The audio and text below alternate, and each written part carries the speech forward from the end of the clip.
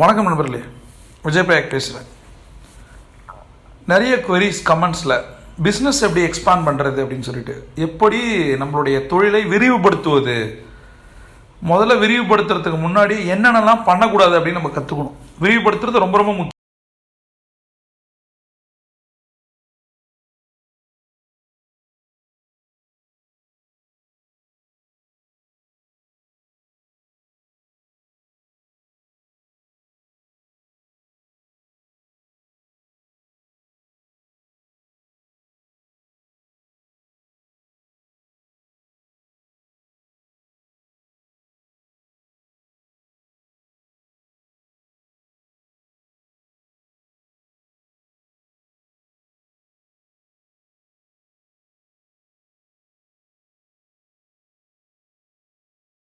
எந்த இடத்துல நம்ம வந்து பிஸ்னஸை பண்ண போகிறோம், எக்ஸ்பாண்ட் பண்ண போகிறோம் அப்படின்னு ஒரு தொழில் முனைவோருக்கு ஒரு மிக முக்கியமான விஷயம் இன்ட்யூஷன், அதாவது உள்ளுணர்வு. இதை பண்ணால் சரியாகும் அப்படின்னு டேட்டாவை பேஸ் பண்ணி நீங்கள் ஒர்க் அவுட் பண்ணலாம். சரியா, இந்த கண்ட்ரியில் எக்ஸ்பாண்ட் பண்ண போகிறோம், இந்த ஊரில் இந்த மாநிலத்தில் எக்ஸ்பாண்ட் பண்ண போகிறோம், இந்த ஊர்களெலாம் எக்ஸ்பாண்ட் பண்ண போகிறோம், இதெல்லாமே நீங்கள் பிளான் பண்ணிக்கலாம். உள்ளுணர்வு என்ன சொல்லுது, டேட்டாவை பேஸ் பண்ண உள்ளுணர்வு. டேட்டாஸை முதல்ல படிக்கணும். இப்போ நீங்கள் ஒரு டெக்ஸ்டைல் ஷோரூம் வச்சுருக்கீங்க அப்படின்னா, இதை வந்து நீங்கள் 2 அல்லது 3 ஊருக்கு எக்ஸ்பேண்ட் பண்ணணும். ஃபஸ்ட்டு ஒரு ஊருக்கு எக்ஸ்பேண்ட் பண்ணணும் அப்படின்னா அந்த ஊரை பற்றியான கம்ப்ளீட் டேட்டா நம்மள்கிட்ட இருக்கணும். அந்த டேட்டா இருக்கா? Talk yourself. 2 self talk பற்றி நான் சொல்லும்போது 2 சொல்லுவேன்.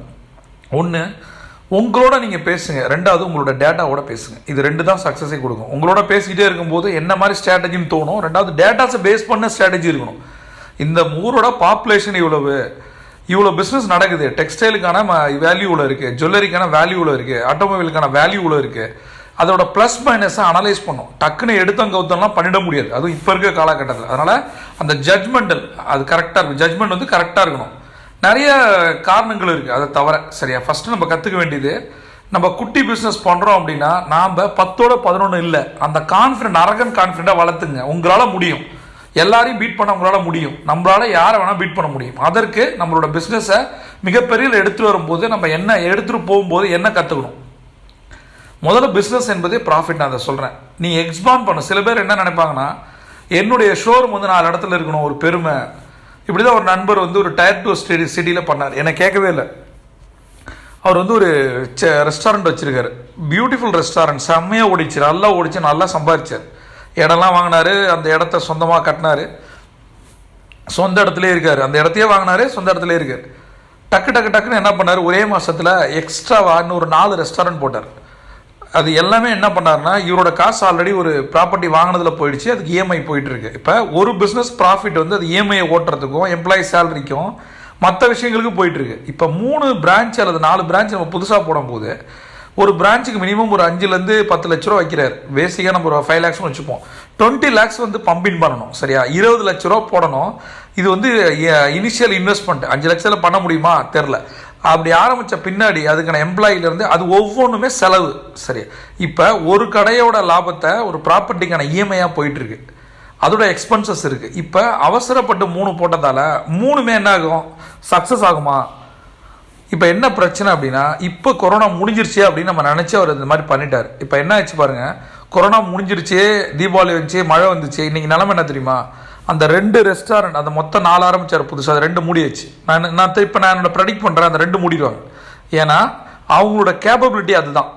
ஒன்று பண்ணாங்க, இன்றைக்கி ஜெயிச்சாங்க, அதை சம்பாரிச்சாங்க, அதை பண்ணாங்க. இப்போ அவசரப்பட்டு டக்குன்னு பண்ணும்போது என்ன ஆகுது, இது மாதிரி ஒரு எக்ஸ்பான்ஷன் நீங்கள் பண்ணவே கூடாது.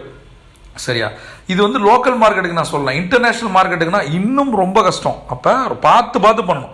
இப்போ நீங்கள் லோக்கல் மார்க்கெட்டில் இப்போ நம்ம போட்டு எடுத்தோம், அதில் ஒரு 10 லட்ச ரூபா லாஸ், இல்லை 10 ஒரு 5 லட்ச ரூபா லாஸ், இந்த 4 கடையால் அவ்வளோதான், கை சுட்டுருச்சு வந்துட்டுன்னு வச்சுப்போம். இப்போ என்ன ஆயிடுச்சுன்னா, அது ஒரு பிஸ்னஸ் ஃபெயிலியர் இல்லை. நம்ம அவசரப்பட்டு எந்த ஒரு துறையிலையும் இறங்கக்கூடாது.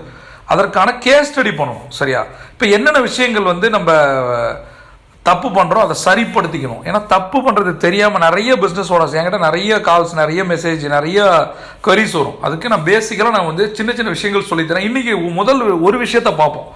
இது கண்டினியூஸாக மொத்தம் ஒரு 10 ஸ்டெப்ஸ் இருக்குது. பிஸ்னஸை எக்ஸ்பேண்ட் பண்ணும்போது, அது லோக்கலாக இருந்தாலும் சரி, இன்டர்நேஷ்னலாக இருந்தாலும் சரி, என்னென்ன பண்ணணுன்றது ஒரு 10 கீ ஃபேக்டர்ஸ் இருக்குது. அதில் நான் ஒன்று இன்றைக்கி நான் சொல்லித்தரேன். ஃபஸ்ட்டு, பிஸ்னஸே தானாக எக்ஸ்பேண்ட் ஆகியாது, நம்ம தான் அதை பண்ணணும். ரைட்டா? இப்போ பிஸ்னஸோடைய க்ரோத்துன்றது என்ன அப்படின்னு நம்ம கற்றுக்கணும். க்ரோத்துக்கும் எக்ஸ்பான்ஷனுக்கும் வித்தியாசம். க்ரோத் என்பது வளர்ச்சி. அப்போ நம்பர் ஆஃப் கஸ்டமர்ஸ் வரும்போது ப்ராஃபிட் வருது. இதுக்கு பேர் என்ன அப்படின்னா க்ரோத், வளர்ச்சி. அது எக்ஸ்பான்ஷன் அல்ல. இது எக்ஸ்பான்ஷனுக்கான டைம் இல்லை. ப்ராஃபிட் வந்த உடனே நம்ம எக்ஸ்பேண்ட் பண்ணக்கூடாது.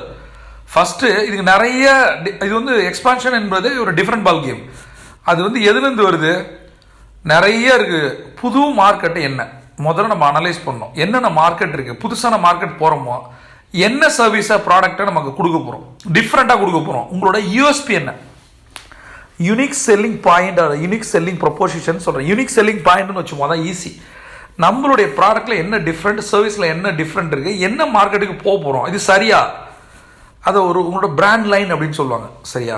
நம்மளுடைய பிராண்ட் லைனை எக்ஸ்டெண்ட் பண்ணும்போது நம்ம என்னென்ன விஷயங்கள் பார்க்கணும் அப்படின்னா ரொம்ப ரொம்ப கேர்ஃபுல்லாக இருக்கும். அதாவது பிளான் பண்ண தவறணும் அப்படின்னா தவறு செய்ய பிளான் பண்ணுறோன்னு அர்த்தம் அப்படின்னு ஒரு பழமொழி இருக்குது. சரியா? அப்போ எங்கே மிஸ் ஆகுது? நம்பர் 1 ஸ்ட்ராட்டஜி என்ன நான் சொல்கிறேன்னா, எக்ஸ்பேண்ட் பண்ணும்போது, உங்கள் பிஸ்னஸை விரிவுபடுத்தும் போது நாம் பண்ணுற பிஸ்னஸ் ஓனர்ஸ், ஆண்டர்ப்ரனர்ஸ் பண்ணுற மிகப்பெரிய முதல் தப்பு, பிளான் பண்ணாமல் களத்தில் இறங்குது. பிளான் பண்ணணும் அப்படின்ற மாதிரி தான். சரியா? இப்போ பிஸ்னஸ் பிளானை ஒர்க் அவுட் பண்ண தெரிஞ்சிருக்கணும் ஒரு ஆண்டர்ப்ரனருக்கு எல்லாமே தெரியும். ரெக்ரூட் பண்ண தெரியும், ஹெச்ஆர் வேலை பார்க்க தெரியும், ஃபினான்ஸ் வேலையை பார்க்க தெரியணும், அட்மின் வேலையை பார்க்க தெரியணும், ஆப்ரேஷன் வேலையை பார்க்க தெரியணும், சேல்ஸ் அண்ட் மார்க்கெட்டிங் தெரியணும், எல்லா அக்கௌண்ட்ஸ் பேசிஸும் தெரியும், எல்லாமே தெரியும். ஒரு ஓனர் என்பது இந்த 5 கலவையும் சேர்ந்தது தான் ஒரு ஓனர். எனக்கு இதுதான் தெரியும், எனக்கு அட்மினிஸ்ட்ரேஷன் தான் தெரியும், எனக்கு அக்கௌண்ட்ஸ் தெரியாது, எனக்கு அட்மினிஸ்ட்ரேஷன் தான் தெரியும், சேல்ஸ் தெரியாது, அதுக்கு பேர் பிஸ்னஸ் ஓனரே கிடையாது. உன் பிஸ்னஸில் நீ தான் கிங்கு. இது உன்னோட பிஸ்னஸ், உன்னோட குழந்தை. அது என்ன பண்ணாலும் நீ தான் பார்க்கணும். சரி, அது ப்ரைஸ் வாங்கினாலும் நீ தான் சந்தோஷப்படணும், அது அழிச்சாட்டியம் பண்ணாலும் நீ தான் அடிக்கணும். சரியா? அப்போ எந்த இடத்துல தப்பு இருக்கோ அதை சரி பண்ணணும். ஃபஸ்ட் டைம் வாங்குற குழந்தைய விட்டுற முடியுமா? சரியா? அப்போ அது என்ன தப்புனதோ சரி பண்ண வேண்டியது ஒரு அப்பா அம்மாவோட கடமை. அது மாதிரி தான் பிஸ்னஸ். ரைட்டா? இப்போ பிஸ்னஸ் பிளானை ஒர்க் அவுட் பண்ண தெரியுமா, தெரியாதா? அப்படி இல்லைனா எந்த ஒரு என்டர்பிரைசஸை நீங்கள் வந்து எக்ஸ்பாண்ட் பண்ணவே கூடாது. அதாவது சர்விங் பீப்புள், இதுதான் வந்து ரோட் மேப் டு சக்ஸஸ் என்னோட குரு சொல்லுவாங்க. எப்போ நம்ம வந்து எப்படி பீப்புளுக்கு என் நம்பர் ஆஃப் பீப்புளுக்கு நம்ம எப்படி சர்வ் பண்ணுறோம். மோர் பீப்புள், மோர் பிஸ்னஸ், மோர் ப்ராஃபிட். சரியா? சக்ஸஸை வந்து 100% நீங்கள் டேஸ்ட் பண்ணாமல், சில பேர் இதையும் நான் சொல்கிறேன் பாருங்கள், ஒரு ஷாப்பை, ஒரு ஷோரூமை, ஒரு ஆஃபீஸ், ஒரு பிரான்ச் ஆரம்பிச்சுட்டு அதிலிருந்து பணத்தை ROI, ரிட்டர்ன் ஆஃப் இன்வெஸ்ட்மெண்ட் எடுக்காமல் அடுத்த பிஸ்னஸ்க்கு போகவே கூடாது. திரும்ப சொல்கிறேன், இந்த தப்பை நிறைய பேர் பண்ணுறீங்க. பண்ணாதீங்க. முதல்ல ஒரு பிஸ்னஸில் சாலிடாக எம்எஸ்ஐன்றதை multiple streams of income, multiple sources of income தப்பாக புரிஞ்சுக்காதீங்க. உங்களுக்கு பிரெட் அண்ட் பட்டர் வரணும். அந்த ஷாப்பில் வந்துச்சு, அந்த ரெஸ்டாரண்ட்டில் வந்துச்சு, ஓகே. பட் அடுத்தது என்ன பண்ணணும்? உங்களுக்கு ஏற்கனவே கமிட்மெண்ட் கிரியேட் ஆகிடுச்சு. உங்களால் இன்னொரு ஷாப்பை ஹேண்டில் பண்ண முடியும் அப்படின்னும் போது இன்னொரு ஷாப் போட்டு அதில் எவ்வளோ ப்ராஃபிட் வருது, அப்போ ஃபஸ்ட்டு ஷாப்பில் எவ்வளோ ப்ராஃபிட், இது ரெண்டுத்தையும் சேர்த்து 3வது ஷாப்பு. அதை விட்டுட்டு எடுத்தோடனே காசு வந்து டக்குன்னு எங்கேயாவது கடனை வாங்கி வேணா பேங்க் வந்து கரெக்டாக நம்ம ப்ராம்ப்டாக பண்ணும்போது இப்போ நிறைய லோன் ஃபெசிலிட்டிஸ் வந்துருச்சு. நம்ம ஒரு பிரான்ச் மேனேஜர் வந்து நமக்கு தெரிஞ்சவராக இருக்கார், ஜூனல் கிட்ட தெரிஞ்சவராக இருக்கார், டக்குன்னு ஒரு அமௌண்ட்டை வாங்கி ஒரு 1 கோடி ரூபாய் வாங்கி 4 பிரான்ச்சை போட்டு 3 நுழைச்சிங்க, அது கஷ்டம் தானே. அப்போ அதை பண்ணக்கூடாது. அப்போ எக்ஸ்பாண்ட் பண்ணும்போது நம்ம ரோட் மேப்பை பார்க்கணும். எங்கேருந்து வந்தோம், எங்கே போக போகிறோம், அடுத்தது என்ன மாதிரி மார்க்கெட்டை எக்ஸ்ப்ளோர் பண்ண போகிறோம். இந்த எக்ஸ்ப்ளோர்ன்ற வேர்டே தெரிய மாட்டேங்குது. ஆராய்ச்சி பண்ணணும். முதல்ல நமக்கு நாமே யோசிக்கணும், இந்த இடத்துல இந்த மார்க்கெட் போகலாமா, ஏற்கனவே போனவனோட நிலைமை என்ன, அங்கே இருக்கவன் ஸ்ட்ராங்காக இருக்கானா, நீங்கள் போனவனே விட்டுருவானா. இன்டர்நேஷ்னல் மார்க்கெட்டில் எவ்வளோ கஷ்டம் தெரியுமா, உள்ள பிஸ்னஸ் களத்தில் இறக்குறது அவ்வளோ கஷ்டப்படணும். பட் எல்லாமே கஷ்டம் தான், பட் நம்மளால முடியும். அப்படிலாம் பார்த்தா எதுவுமே எக்ஸ்பேண்ட் ஆகிருக்காது. இப்போ இந்தியாவிலே அதிகம் வைக்கிற வாட்டர் பாட்டில் என்னன்னு பாருங்கள். முதல் இங்கே ஆரம்பித்தது பிஸ்லேரி. சரியா? ஆனால் என்ன பாட்டில் அதிகம் வைக்கிது? நீங்கள் எந்த பாட்டில் ப்ரிஃபர் பண்ணுவீங்க? அக்வாஃபினா, கின்லி, பிஸ்லேரி அப்படி தானே போவீங்க. அதுதானே ஆர்டரு, கரெக்டாக இல்லையா? இப்போ நான் கேட்குறேன், ஏன் ஒரு வெளிநாட்டு கம்பெனி இங்கே வந்து நம்ம மண்ணில் தண்ணி எடுத்து நம்மகிட்டே விற்று நம்ம லாபத்தை அங்கே எடுத்துகிட்டு போகிறோம்? இது ஏன் நம்ம கம்பெனிஸ் பண்ணலை? ஏன் அந்த வாட்டர் மார்க்கெட்டை யோசிக்கல? இதை பற்றி நான் ஏற்கனவே வீடியோவில் சொல்லியிருக்கேன். அப்போ நம்மளோட ஒரு சுதேசி கம்பெனி நம்பர் 3 இருக்குது. ஏன் அந்த நம்பர் 1, நம்பர் 2 வேறு கம்பெனியாக இருக்குது? ஏன் வந்து இங்கே ஒரு டாட்டாவோ மஹிந்திராவோ நம்பர் 1 இல்லை? இந்த கேள்விகளுக்கு என்ன பதில்? நீங்கள் யோசித்து அதுக்கு ஆன்சர் தெரிஞ்சால் கமெண்ட்டில் போடுங்க. ரைட்? அப்போ ஃபஸ்ட்டு மார்க்கெட்டை எப்படி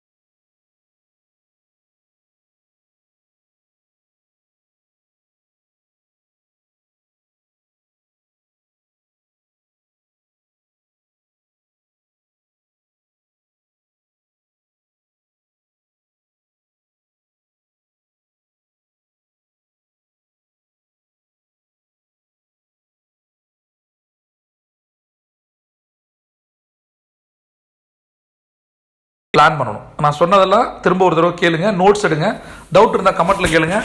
பிரபஞ்சம் கொண்டு இதில் காத்திருக்கு. நீங்கள் ஒரு சாம்பியன். சியோட்டா.